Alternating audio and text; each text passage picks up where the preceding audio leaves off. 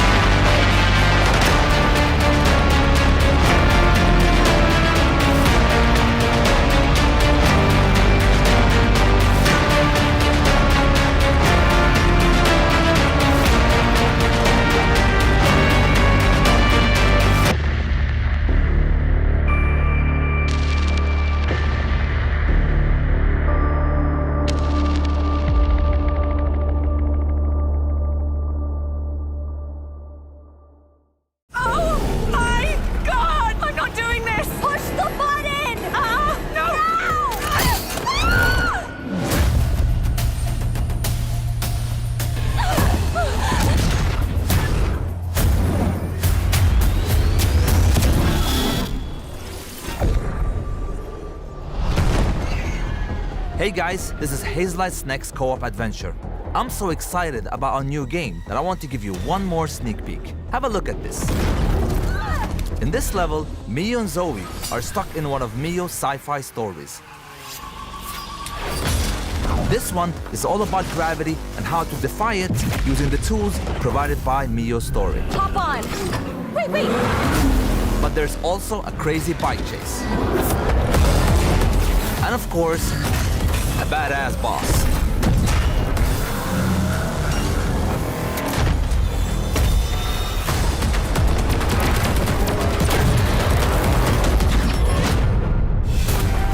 Okay, here's another one.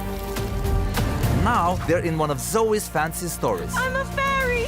Where they can shapeshift. What the? Into various fantastic creatures. Each with its unique set of abilities to help them get to the next level. At Hazelight, we really love gameplay variety. That's why we added side stories that are completely different from the main path. Side stories are found in the main levels and looks like a portal. Once you enter, you end up in a new world. Fascinating. For example, how about flying around in space? Or ride on a sandfish in the desert? And why not water ski behind the train? So just trust me when I say this. This is side content you don't want to miss.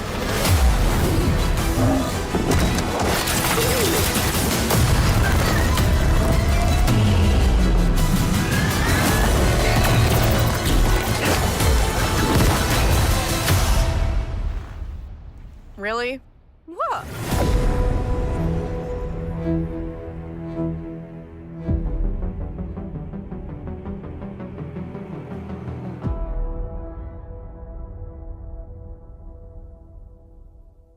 Peggy 12.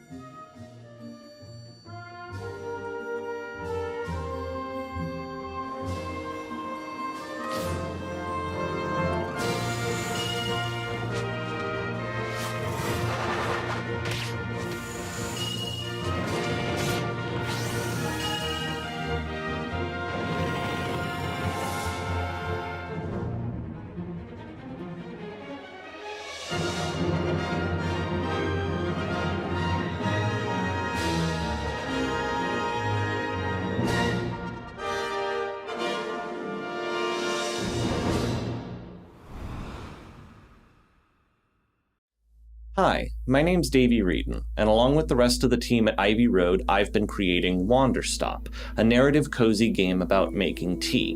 You'll play as a former tournament fighter named Alta, who has to put her past aside in order to tend a charming shop and brew tea for its various customers. Years ago, I wrote and directed The Stanley Parable and The Beginner's Guide, and after finishing those games, I was unbelievably burnt out. I seriously thought I might never write another narrative for games ever again. And so I decided that I wanted to make a cozy game.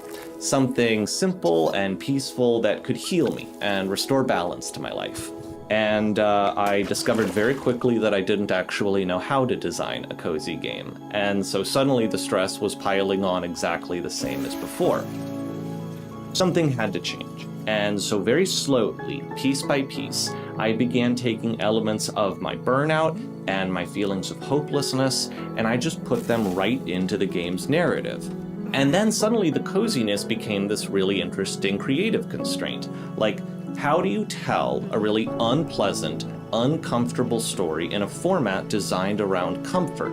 Typically in games like this, the protagonist is cheerfully excited to do the work. And so what if instead our protagonist absolutely did not want to be here? If she was broken and beaten down and starving for answers, could this charming little environment help heal her? And this became super interesting to me because that's what I had wanted. I had wanted to just do some pleasant work and then become all better. But healing is way more complicated than that. Healing is messy and it's bitter, and I want to know how to do it. I want to believe it's possible to leave your old self behind and become someone new, someone better than I am, someone more capable of rest and calm and inner peace. But God, it's so hard to do.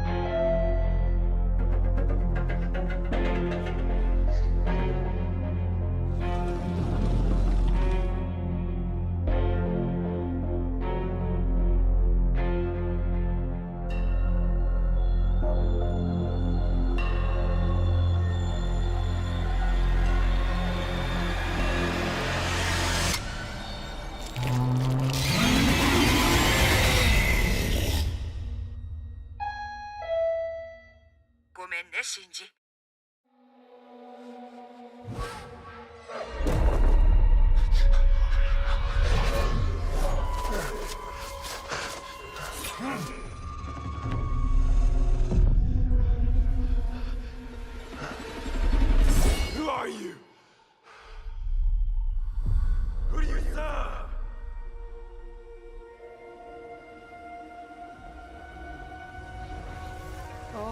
I've ever known in my life. Our land.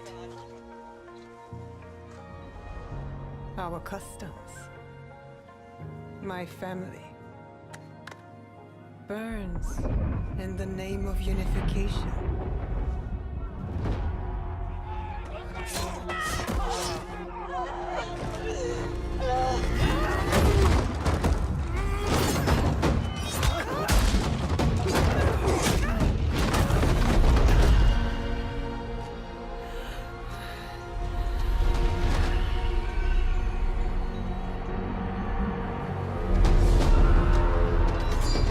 Still a frog in a well, who knows nothing of the sea.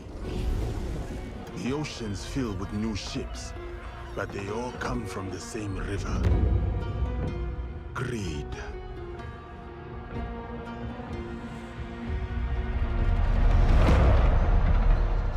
Power.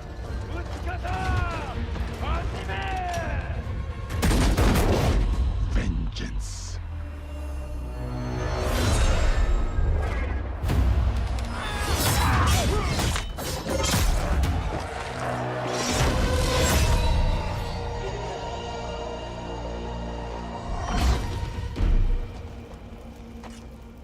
And you? Will you continue down that river?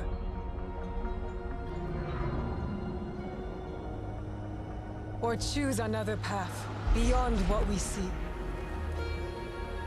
Then we must look for it, together.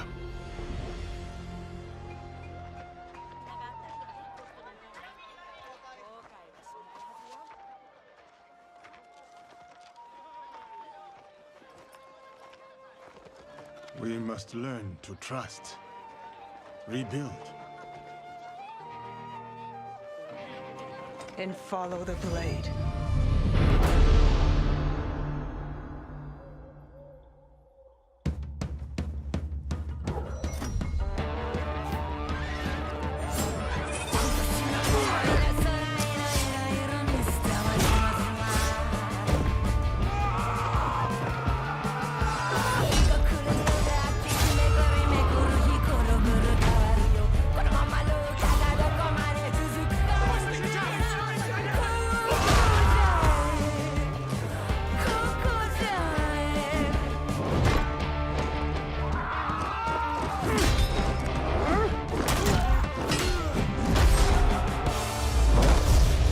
I said, who do you serve?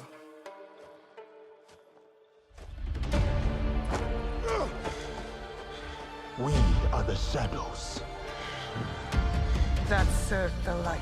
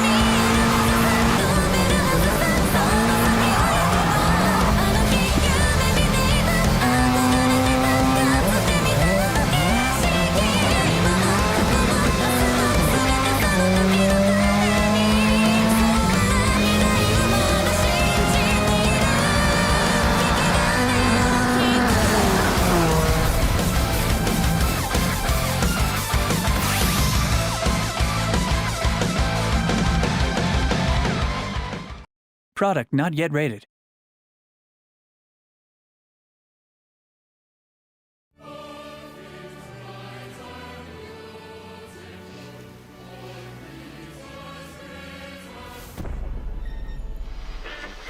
Emergency at Wind-scale atom plant.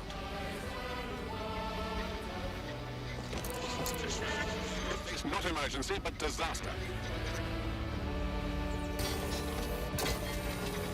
now the worst seems to be over. Wiring target.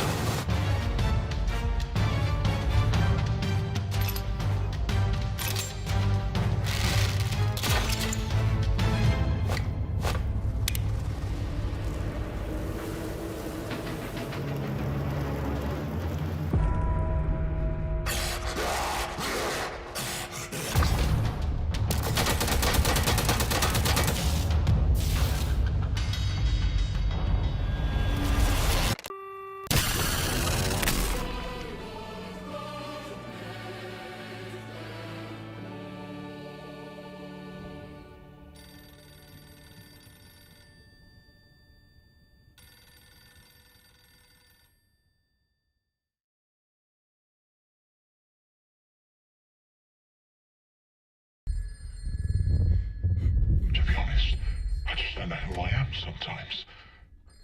I mean, when I dive into their hands, merge with them, those people... What happened to me? My body's obliterated in the blink of an eye. Oh my. Then bang! I'm stuffed into another body. Those smells, those sensations.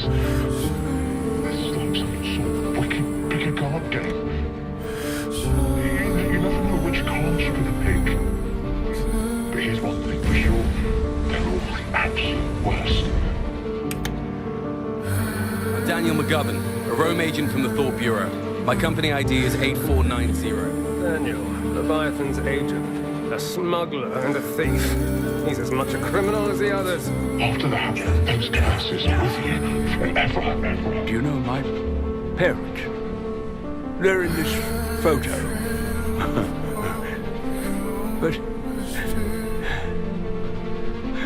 But I can no longer see them clearly. Ojciec? Mom? Daniel, only your existence is real. We'll disappear in the sands of time until the very last moments.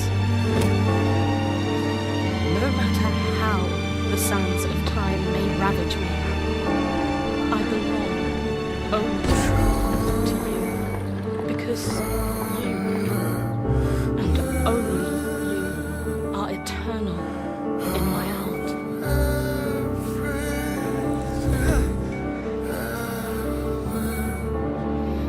Should I address you as Daniel McGovern? But almost every time, the killer intentionally left clues for me, encouraging me to delve ever deeper. I don't know if it's a trap or...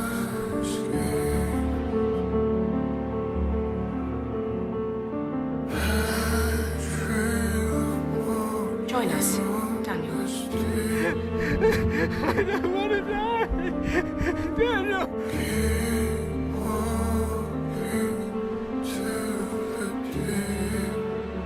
But now I can trust no one, even the company. So far